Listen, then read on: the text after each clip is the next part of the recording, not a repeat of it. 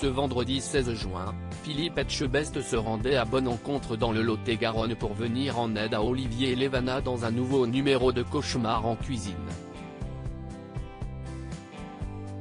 Mais après le passage du chef, que devient le restaurant?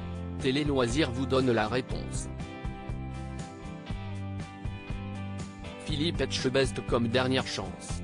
Ce vendredi 16 juin, M6 a proposé un numéro inédit de Cauchemar en cuisine. Pour l'occasion, le chef s'est rendu en Lot-et-Garonne dans la commune de Bonencontre. Sur place, l'animateur de la 6 a rencontré Olivier et Lévana, gérants de l'auberge du centre, un restaurant déserté par les clients, où seuls quelques habitués faisaient de la résistance. Ce sont d'ailleurs ces derniers qui ont imploré la venue du sauveur des restaurants. Mais alors que 4 mois ont passé après le tournage, où en est l'établissement Cauchemar en cuisine à Bonencontre? Où en sont aujourd'hui les restaurateurs Olivier et Lévana après le passage du chef? Au cours d'un entretien accordé dans les colonnes du journal Sud-Ouest, le couple a donné de ses nouvelles. Et ils estiment que la venue du chef a créé un électrochoc.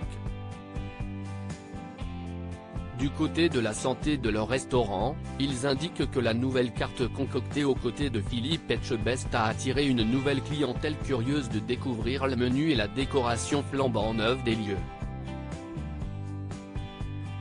Malgré ce nouveau succès, les amoureux originaires de Reims nuancent: on veut garder un esprit un peu brocante, mettre à l'honneur les plats de nos grands-parents, ces plats mijotés. Cauchemar en cuisine, Philippe Etchebest a offert une seconde vie à Olivier et Lévana à peine arrivés en Lot-et-Garonne. Le chef star de M6 a observé que le duo de gérants était totalement démobilisé et démotivé.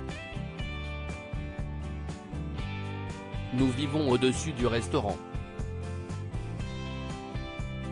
On ne se rend plus compte du cadre dans lequel on travaille.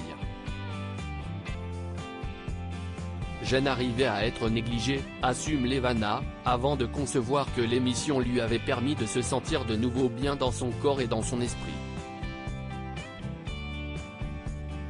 Et pour s'assurer une nouvelle durabilité, les patrons ont bénéficié des précieux conseils d'une entreprise spécialisée. Nous ne margions pas assez, nous perdions de l'argent à chaque fois que nous faisions un plat, raconte Olivier.